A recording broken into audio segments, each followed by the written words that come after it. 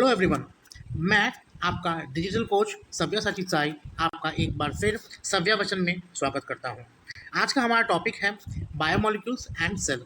ये हम ओवरव्यू ले रहे हैं और आज का हमारा सब्जेक्ट है biochemistry.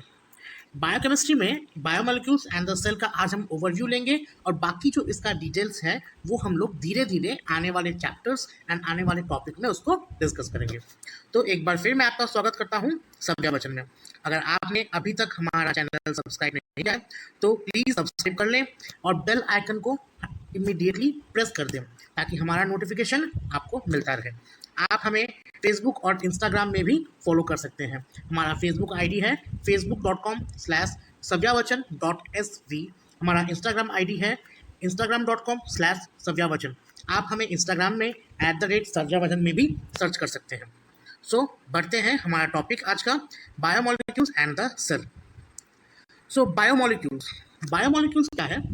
Biomolecules are the molecules that present in the living system, right. तो लिविंग सिस्टम में जो मॉलिक्यूल्स प्रेजेंट रहते हैं उसे हम लोग बायोमोलिक्यूल्स कहते हैं। और सेल्स में सेल क्या है? Cell is the basic unit of living system. जिस तरह घर का बेसिक यूनिट क्या है? एक ईंट और यह ईंटा, उसी तरह हमारे लिविंग सिस्टम का जो बेसिक यूनिट है वो है सेल। तो अगर देखा जाए तो सेल में भी काफ़ी डिफरेंट टाइप्स के मॉलिक्यूल्स रहते हैं। तो ये मॉलिक्यूल्स क्या करते हैं? ये मॉलिक्यूल्स हमारे सेल में डिफरेंट फंक्शंस करते हैं, राइट। और इसको हम क्या कर सकते हैं? दो कैटेगरीज में डिवाइड कर सकते हैं। एक हो गया ऑर्गेनिक, दूसरा हो गया इनऑर्गेनिक, ठीक है। तो ऑर्गेनिक में क्या आ जाएगा? ऑर्गेनिक में हमारे पास आ जाएंगे जो मॉलिक्यूल्स हमारे पास है वो है carbon, hydrogen, oxygen, nitrogen, phosphorus and sulphur. और ये मॉलिक्यूल्स मिलकर जो बायोमोलिक्यूल्स हमारे लिविंग सिस्टम में बनाते हैं या प्रोड्यूस करते हैं या फिर जिस हिसाब से वो प्रेजेंट रहते हैं वो है carbohydrate, lipids, fats, proteins, amino acid. ये थोड़ा आप लोग करेक्ट कर लें, अमाइनो एसिड इसका स्पेलिंग थोड़ा यहाँ पर मिस्टेक हो गया है, ये है AMINO, ओके। ये एमाइको नहीं है, अमाइनो एसिड है, AMINO, अमाइनो एसिड, ओके। और क्या है? Nucleic acid. सो ऑर्गेनिक में क्या हो गया? Molecules carbon, hydrogen, oxygen, nitrogen, phosphorus, sulphur. ये मॉलिक्यूल्स ऑर्गेनिक फॉर्म में हमारे बॉडी में प्रेजेंट रहते हैं, जो आगे चल कर क्या करते हैं? हमारे बॉडी में carbohydrate, lipid, fats, proteins, amino acids, nucleic acids और एंजाइम जैसे बायोमोलिक्यूल्स प्रोड्यूस करते हैं या बनाने में हेल्प करते हैं, ठीक है। और इनऑर्गेनिक फॉर्म में अगर हम लोग देखें तो ये वाटर और मिनरल्स एंड विटामिन्स के रूप में हमारे बॉडीज़ में प्रेजेंट रहते हैं। मिनरल्स जैसे कि sodium, nitrogen, potassium, calcium, magnesium, manganese etcetera and etcetera. Vitamin जैसे कि vitamin A, B1, B2, C, D, E, K etcetera. इस तरह का विटामिन और मिनरल्स के रूप में ये इनऑर्गेनिक फॉर्म में हमारे बॉडीज़ में प्रेजेंट रहते हैं, ओके। Next, carbon. कार्बन को एक यूनिक एलिमेंट भी बताया जाता है हमारे ज़िंदगी में या हमारे जीवन में। इसका मेन रीज़न क्या है? इसकी यूनिक प्रॉपर्टीज़। तो इसकी यूनिक प्रॉपर्टीज़ क्या है? इसकी यूनिक प्रॉपर्टीज़ है, एक है कि ये कार्बन का अनलिमिटेड चेन बना सकता है, चाहे वो कितना भी लंबा हो। अनलिमिटेड लेंथ का ये कार्बन चेन फॉर्म कर सकता है, ओके। और इसकी दूसरी प्रॉपर्टी क्या है? इसकी दूसरी प्रॉपर्टी है कि कार्बन जो है वो कोवलेंट बॉन्ड बनाता है। किस तरह का covalent bond? Stable covalent bond, ठीक है।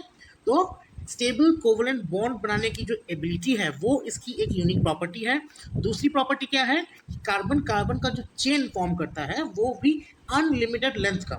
ये दो प्रॉपर्टी जो है वो कार्बन की बहुत ही यूनिक प्रॉपर्टी है, इसलिए ये माना जाता है। क्या माना जाता है? इट इज़ एस्टिमेटेड दैट 90%, कितना? 90% of compounds found in living system invariably contains carbon, right. So आगे बढ़ते हैं। नेक्स्ट हमारे टॉपिक में जो है structural hierarchy of an organism. Structural hierarchy मतलब हमारे बॉडी में जितने भी ऑर्गेनिज्म प्रेजेंट हैं दुनिया में, उनका वो कैसे अपने आप तो नहीं बन गए। अपने आप बन गए क्या? नहीं बने ना। तो वो भी एक प्रोसेस है। किस तरह का प्रोसेस? जैसे कि मैंने बोला था कि बायोमोलिक्यूल्स हैं जो हमारे बॉडी में, सेल जो बेसिक फंक्शन है उसका डिफरेंट है, तो उसको थोड़ा रिमाइंड करते हैं। क्या है जो मॉलिक्यूल्स हमारे बॉडी में प्रेजेंट, जो मैंने पहले ही आपको बोला था, ये मॉलिक्यूल्स क्या करते हैं? आगे जाके हमारे बॉडी में मैक्रोमोलिक्यूल बनाते हैं, ठीक है। ये मैक्रोमोलिक्यूल आगे जाके हमारे बॉडी में कंबाइन होके क्या बनाते हैं, सुपरा मैक्रोमोलिक्यूल, जिसको हम लोग मेम्ब्रेन भी कह सकते हैं। ठीक है, ये मेम्ब्रेन भी हम लोग उसको कह सकते हैं। तो ये सुपरा जो मेम्ब्रेन हमारे बॉडी सेल मेम्ब्रेन हो गया, ये मेम्ब्रेन क्या है, ये कुछ भी नहीं है, इट्स अ सुपरा मैक्रोमोलिक्यूल, जो मॉलिक्यूल से ही बनकर आया है। ठीक है, मॉलिक्यूल से मैक्रोमोलिक्यूल बना, मैक्रोमोलिक्यूल से सुपरा मैक्रोमोलिक्यूल बना। ठीक है, जो क्या है उसका एग्जांपल एक क्या है, मेम्ब्रेन है। राइट, अब मेम्ब्रेन से क्या है, मेम्ब्रेन से अगर हम देखें तो ये डिफरेंट ऑर्गेनली बनते हैं। क्या बनते हैं, डिफरेंट ऑर्गन, जैसे क्या हो गया, सेल हो गया, टिश्यू हो गया। राइट, फिर वहां से ये ऑर्गन्स बने और फिर धीरे धीरे आगे जाके एक कंप्लीट ऑर्गेनिज्म में ये ट्रांसफॉर्म हुए। ठीक है, तो एक बार तुरंत देख लेते हैं इस चीज को। मॉलिक्यूल्स, फिर आया मैक्रोमोलिक्यूल्स, फिर मैक्रोमोलिक्यूल से सुपरा मैक्रोमोलिक्यूल, फिर वहां से ऑर्गेनली जैसे कि सेल, टिश्यू, इस तरीके से फिर वापस कंबाइन हुआ, क्या बना, ऑर्गन्स। ये ऑर्गन्स वापस आपस में कंबाइन हुए and transform into a whole organism. ठीक है, चलिए नेक्स्ट टॉपिक। तो ये जो मॉलिक्यूल और मैक्रोमोलिक्यूल का जो भी फंडा रहा है, जो सुप्रा मैक्रोमोलिक्यूल बना फर्दर, फिर सेल वगैरह, तो ये मैक्रोमोलिक्यूल थोड़ा फंडा हम लोग हमारे बायोमोलिक्यूल में भी चेक कर लेते हैं। ठीक है, तो बायोमोलिक्यूल में इसका फंडा क्या है, पहला फंडा है कि प्रोटीन। प्रोटीन क्या है, मैंने कहा बोला था, बायोमोलिक्यूल है। तो इसका जो बिल्डिंग ब्लॉक मतलब किससे बना है, ये अमाइनो एसिड से बना है। ठीक है, और प्रोटीन का बेसिक फंक्शन तो आप जानते हैं क्या है, कि बॉडी को स्ट्रक्चर में रखना। राइट, ये इसका बेसिक फंक्शन क्या है, ये स्टैटिक और डायनामिक फंक्शन प्रोवाइड करता है सेल का, और एक बेसिक स्ट्रक्चर बनाता है। ठीक है, फिर आगे बढ़ते हैं हमारे डीएनए। डीएनए का फुल फॉर्म क्या है, डीऑक्सी राइबोन्यूक्लिक एसिड, जो हमारे डीऑक्सी राइबोन्यूक्लियोटाइड से बनता है। मतलब डीएनए हमारे बॉडी का सबसे इंपॉर्टेंट हिस्सा, कौन सा हिस्सा, जो कि जेनेटिक ट्रांसफॉर्मेशन, जीन्स को जो ट्रांसफर करता है, इंफॉर्मेशन कैरी फॉरवर्ड करता है, जीन का जो इंफॉर्मेशन है उसको कैरी फॉरवर्ड करता है, इनहेरिटरी मतलब वंश वृद्धि जो होती है, तो एक फादर से सन तक, सन से उसके सन तक, इस तरीके का जो जेनेटिक इंफॉर्मेशन ट्रांसफर होता है वो किसके थ्रू कहाँ रहता है, वो डीएनए में रहता है। ठीक है, ये देखिए, repository of hereditary information. Ribonucleic acid पे आते हैं, आरएनए। आरएनए का जो मॉलिक्यूल है वो हो गया राइबोन्यूक्लियोटाइड। ठीक है, इसका बेसिक फंक्शन क्या है कि ये प्रोटीन सिंथेसिस में हेल्प करता है। हमारे बॉडी में जितने भी प्रोटीन्स हैं वो किससे बने हैं, जैसे मैंने पहले बताया, प्रोटीन्स बनते हैं हमारे किससे, अमाइनो एसिड से। राइट, तो अमाइनो एसिड से प्रोटीन्स बनते हैं, लेकिन ये अमाइनो एसिड बनते कैसे हैं, ये अमाइनो एसिड बनते हैं जब हमारे आरएनए को में जो भी बेसिस रहते हैं उसको जब कोड किया जाता है, डिकोड किया जाता है, तो ये कोडिंग एंड डिकोडिंग से हमारे एमिनो एसिड्स बनते हैं, जिसको हम लोग और भी डिटेल्स में आगे पढ़ेंगे। ठीक है, अब आते हैं पॉलीसैकेराइड, ग्लाइकोजन, ग्लूकोज।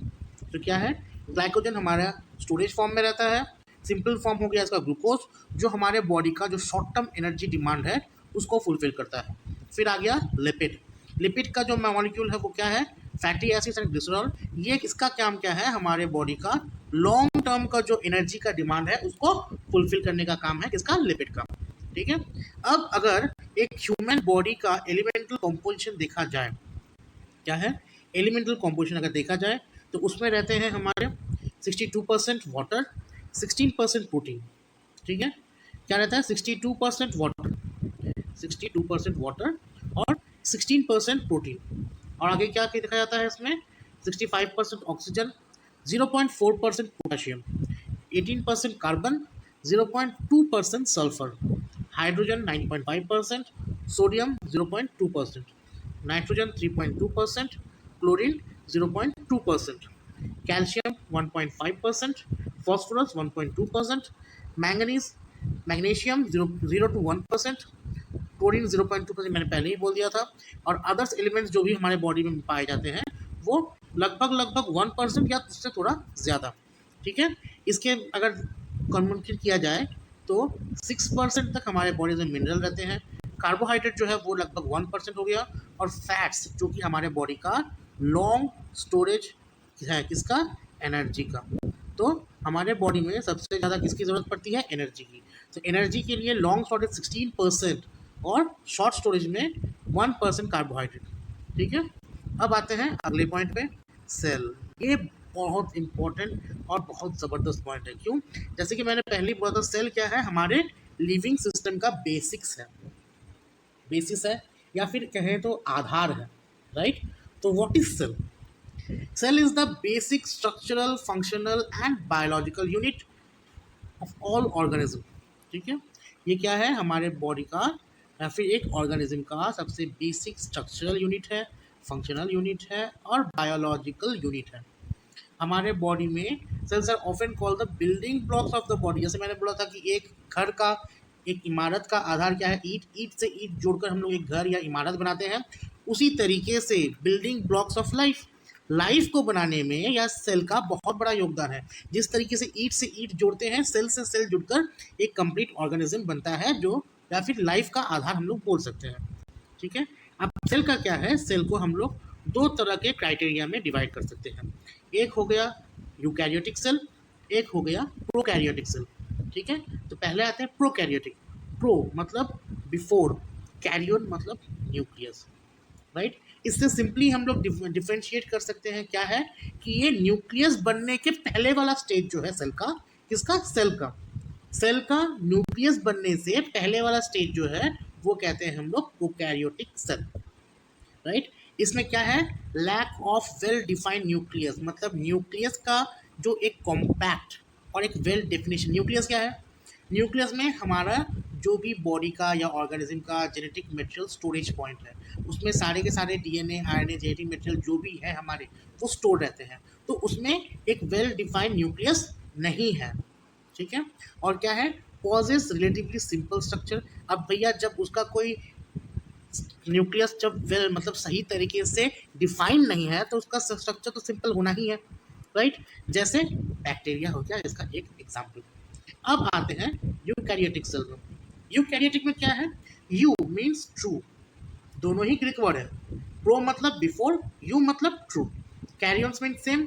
न्यूक्लियस मतलब ऐसा नहीं है कि वो पहले वाला ये बाद वाला, नहीं। पहला सेल बना ये आफ्टर भी, मतलब एडी और बीसी वाला कांड नहीं है बॉस। ठीक है, बीसी मतलब बिफोर क्राइस्ट, एडी मतलब एनो डोमिनी, वो नहीं है, वो सिस्टम नहीं है इसमें। ये प्रोकैरियोटिक मतलब न्यूक्लियस बनने का पहला, ऐसा कुछ भी नहीं है। इसका सिंपल डेफिनेशन अगर देखा जाए, मतलब एक में न्यूक्लियस मेरा वेल डिफाइंड है और एक में न्यूक्लियस मेरा वेल डिफाइंड नहीं है। ठीक है, तो पॉजिटिव क्या है? वेल डिफाइंड न्यूक्लियस, जो कि मैं अभी बात कर रहा था। मोर कॉम्प्लेक्स, जाहिर सी बात है, अगर न्यूक्लियस वेल डिफाइंड है तो स्ट्रक्चर भी कॉम्प्लेक्स होना चाहिए। इसका डिफाइंड, कॉम्प्लेक्स और स्ट्रक्चर फंक्शन भी है, राइट। ये बेसिकली हायर ऑर्गेनिज्म जैसे कि एनिमल्स एंड प्लांट्स में पाया जाता है, और टोटल जो भी हमारे प्लांट्स एंड एनिमल्स हैं उसमें यूकैरियोटिक सेल से ही बने हुए हैं। ठीक है, अब आते हैं हमारे कंपैरिजन। अब आते हैं हम लोग कंपैरिजन पार्ट में। इसका बेसिकली ट्रू कंपैरिजन यहाँ देखने को मिलेगा। जैसे जैसे size, prokaryotic cell 0.5 to 3 micron, eukaryotic cell 2 to 100 micron. Cell किस तरह का होता है? प्रोकैरियोटिक सेल में सिंगल सेल और यूकैरियोटिक सेल में मल्टी सेलुलर, राइट। अब सेल वॉल किस तरह का है? सेल वॉल प्रोकैरियोटिक में सेल वॉल प्रेजेंट। अब भैया गार्ड देने के लिए कुछ होना चाहिए ना, कोई दीवार तो होनी चाहिए, बाउंड्री होनी चाहिए, राइट। तो सेल वॉल इसमें प्रेजेंट होती है, जो कि पेप्टाइडोग्लाइकन और म्यूकोपेप्टाइड से बनती है। जो ये क्या है? म्यूकोपेप्टाइड क्या है? म्यूकोपेप्टाइड एक तरह का पॉलीसैकेराइड है। ठीक है, usually cell wall eukaryotic cell में एब्सेंट होता है, लेकिन इन प्लांट्स के क्षेत्र में ये प्रेजेंट है। प्लांट्स के क्षेत्र में सिर्फ एकमात्र देखने को मिलता है, बाकी एनिमल्स के क्षेत्र में ये सेल वॉल जो है वो एब्सेंट रहती है। और प्लांट्स में क्या है? सेलुलोज पाया जाता है, राइट, जो कि पॉलीसैकेराइड, जो यहाँ पर जो म्यूकोपेप्टाइड पॉलीसैकेराइड का काम कर रहा है, या फिर पेप्टाइडोग्लाइकन जो लेयर है वो पॉलीसैकेराइड काम कर रहा है, उसी तरह सेलुलोज जो है यूकैरियोटिक सेल स्पेशली प्लांट्स में पाया जाता है, वो यहाँ पर एज अ पॉलीसैकेराइड प्रेजेंट रहता है। ठीक है, अब आते हैं प्रेजेंस ऑफ न्यूक्लियस में। इसमें जैसे मैंने कहा था कि प्रोकैरियोटिक में वेल डिफाइंड न्यूक्लियस नहीं है, रादर न्यूक्लियोइड इज प्रेजेंट। अब ये नया टर्म है न्यूक्लियोइड, इसको अगर तोड़ा जाए तो न्यूक्लियोइड, ऑइड मतलब like, right. Nucleoid is present मतलब न्यूक्लियस जैसा दिखने में, लेकिन न्यूक्लियस नहीं है वो। ठीक है, न्यूक्लियस जैसा लेकिन न्यूक्लियस नहीं है। और इसमें डीएनए क्या है? ये डीएनए रहता है और ओपन रीजन में रहता है, मतलब इसका कोई क्लोज्ड डीएनए नहीं है, कोई स्ट्रक्चरल डीएनए नहीं है, ये ओपन रीजन में डीएनए इसका पाया जाता है। ठीक है। और इधर देखें यूकैरियोटिक सेल में, तो न्यूक्लियस जो है ये वेल डिफाइंड न्यूक्लियस का प्रेजेंट रहता है और साथ में एक कवरिंग रहता है जिसको हम लोग न्यूक्लियर मेम्ब्रेन कहते हैं। सेल डिवीजन में इसका फंडा है थ्रू बाइनरी फिशन, जैसे एमीबा। एमीबा का एग्जांपल याद है ना सबको? अगर नहीं है तो इसको भी हम लोग आगे जाकर डिस्कशन करेंगे, ठीक है। तो बाइनरी फिशन से ये सेल डिवीजन होता है। और यूकैरियोटिक सेल में क्या है? Through mitosis. अब ऑर्गेनेल्स में क्या है? Organelles are not membrane bound if present any. एक तो अगर देखा जाए कि इसमें ऑर्गेनेल ज़्यादातर होते नहीं हैं, और अगर होते हैं तो उसमें वो मेम्ब्रेन बाउंडेड नहीं होते हैं। और जहाँ तक यूकैरियोटिक का सवाल है, इसमें ऑर्गेनेल्स होते हैं और मेम्ब्रेन बाउंड होते हैं, और हर एक ऑर्गेनेल का अपना अपना स्पेसिफिक फंक्शन है। जैसे माइटोकॉन्ड्रिया क्या है कि एनर्जी प्रोड्यूस करे, राइट। अब एग्जांपल में इसमें क्या है, मेरा बैक्टीरिया हो गया, आर्किया हो गया। सिमिलरली यूकैरियोटिक में हो गया प्लांट्स एंड एनिमल्स, ठीक है। आगे बढ़ते हैं इस टॉपिक में। ये देखिए, ये मज़ेदार चीज़ है। ये एक सेल का स्ट्रक्चर है, ठीक है। ये मैं आपको शायद पूरा नहीं दिखा पा रहा हूँ, अब इसको पार्ट पार्ट में देखते हैं, ठीक है। अब जैसे इसमें माइटोकॉन्ड्रिया हो गया, गोल्गी apparatus हो गया, न्यूक्लियस, ये देखिए अंदर है न्यूक्लियस और ये है न्यूक्लियस, ठीक है। फिर इधर इधर देखें तो पाइनोसाइटोटिक वेसिकल हो गया, lysosome, Golgi vesicles, rough endoplasmic reticulum, smooth endoplasmic reticulum, ठीक है। साथ में राइबोसोम, ये जो राउंड राउंड वाला दिख रहा है आपको, ठीक है। मतलब एस ई आर जो है उसमें राइबोसोम प्रेजेंट नहीं होता। एस ई आर मतलब endoplasmic reticulum, smooth endoplasmic reticulum. तो स्मूथ और रफ एंडोप्लाज्मिक रेटिकुलम में डिफरेंस इतना ही होता है कि स्मूथ में किसी तरह का राइबोसोम मेरा अटैच नहीं होता और रफ एंडोप्लाज्मिक रेटिकुलम में मेरा राइबोसोम अटैच होता है, ठीक है। फिर हो गया मेरा क्या है, सेंट्रियोल्स, माइक्रोट्यूबुल्स, साइटोप्लाज्म, राइबोसोम, और ये है जो है स्पेशली सेल मेम्ब्रेन, मतलब सेल की बाउंड्री वॉल, सेल मेम्ब्रेन। अब एक हल्का फुल्का सा स्ट्रक्चर देख लेते हैं कि पहला तो ये है कि जेनेटिक मटेरियल कहाँ रहता है मेरा, न्यूक्लियस में। कहाँ? न्यूक्लियस में, राइट। अब ये जेनेटिक मटेरियल डीएनए जो है वो जैसे सेल डिवाइड हुआ, सेल डिवाइड होने से पहले क्या मेरा जेनेटिक मटेरियल को बंट देना पड़ेगा, राइट। सेल डिवाइड होगा तो जेनेटिक मटेरियल तो पहले डिवाइड होगा ना। तो सेल जेनेटिक मटेरियल डिवाइड हुआ, डीएनए से आरएनए बना, आरएनए से मेरा वो आरएनए निकल के कहाँ जाएगा, वो आरएनए निकल के मेरा जाएगा एंडोप्लाज्मिक रेटिकुलम में, ठीक है। कौन से एंडोप्लाज्मिक रेटिकुलम में? SER, स्मूथ एंडोप्लाज्मिक रेटिकुलम में। फिर वो धीरे धीरे मेरा प्रोटीन जो है वो मेरा आगे बढ़ के जाएगा किस तरफ, रफ एंडोप्लाज्मिक रेटिकुलम में, जहाँ पर क्या प्रेजेंट है, राइबोसोम। क्या है? Ribosome, right. तो ये राइबोसोम का काम क्या है? राइबोसोम का काम है आरएनए से क्या, आरएनए से एमिनो एसिड में, या फिर सिंपली अगर बोला जाए तो प्रोटीन बनाना, जो उसका काम क्या है, प्रोटीन बायोसिंथेसिस, प्रोटीन बनाना उसका काम है, राइट। अब जैसे ही प्रोटीन हो गया, मतलब उसको हम लोग नेकेड प्रोटीन कहते हैं। अब उसका भी क्या है, उसका भी अलग ही कांड है, उसको हम लोग फिर वापस करेंगे। तो अब जब प्रोटीन बन गया उसको भी एक पैकेजिंग की ज़रूरत पड़ती है, राइट। वो पैकेजिंग कौन करता है? वो जाता है मेरा गोल्गी apparatus में।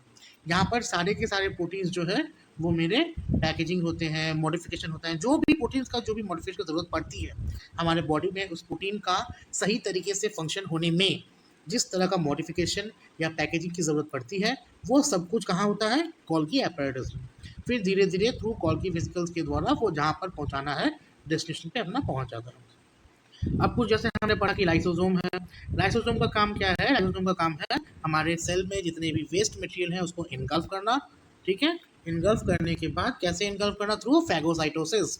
अब इसका भी ये जो टर्म है इसको भी याद रखिएगा, हम लोग धीरे धीरे आगे पढ़ेंगे इसको भी। तो ये फैगोसाइटोसिस के द्वारा सारे के सारे वेस्ट मटेरियल्स को इनगल्फ करता है, फिर आगे जाके सेल मेम्ब्रेन के पास पहुंच के थ्रू पिनोसाइटोटिक वेसिकल सेल से बाहर निकाल देता है, ठीक है। अब चलते हैं हमारे नेक्स्ट टॉपिक में, जिसमें हमने डिटेल्स, न्यूक्लियस, लाइसोसोम, हर एक चीज़ का इसमें यहाँ पर हम लोगों ने इसका फंक्शन और डिस्क्रिप्शन दोनों देके रखा हुआ है। आप लोग इसे पढ़ लीजिएगा।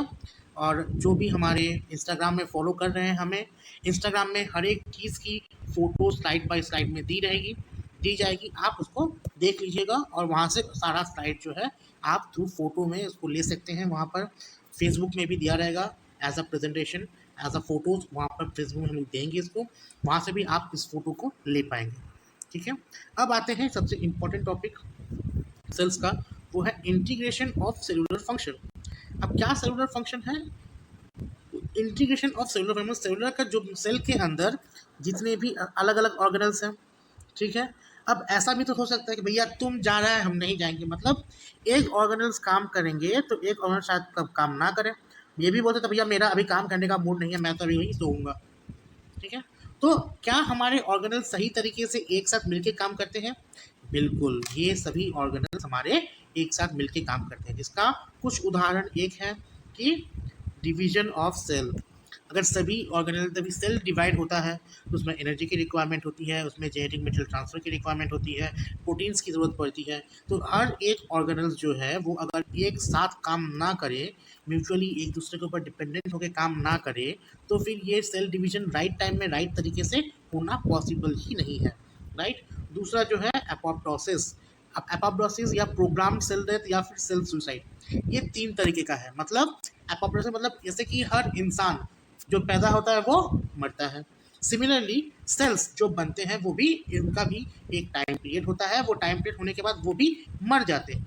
तो ये एंटायर जो प्रोसेस है, मतलब सेल का जो धीरे धीरे डीजेनरेट होकर ultimately leads to the death stage, मतलब सेल का जो डेथ होता है उस प्रोसेस को, एंटायर फेनोमेनन को हम लोग एपोप्टोसिस कहते हैं या फिर सेल डेथ या फिर प्रोग्राम सेल डेथ कहते हैं, ठीक है।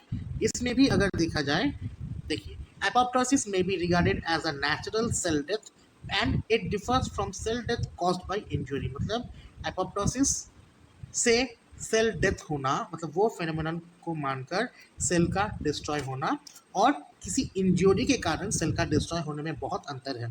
एपोप्टोसिस जो है वो नेचुरल सेल डेथ है, मतलब वो सेल में होना ही है और नेचुरली सेल का अपना फंक्शन, अपना टाइम पीरियड खत्म होने के बाद वो चीज़ जो है वो सेल में होना ही है। लेकिन इंजरी के कारण, जैसे कि रेडिएशन हो गया, एनॉक्सिया हो गया, इसके कारण जो सेल डेथ होता है, ये 2 अलग अलग प्रोसेस है, ठीक है।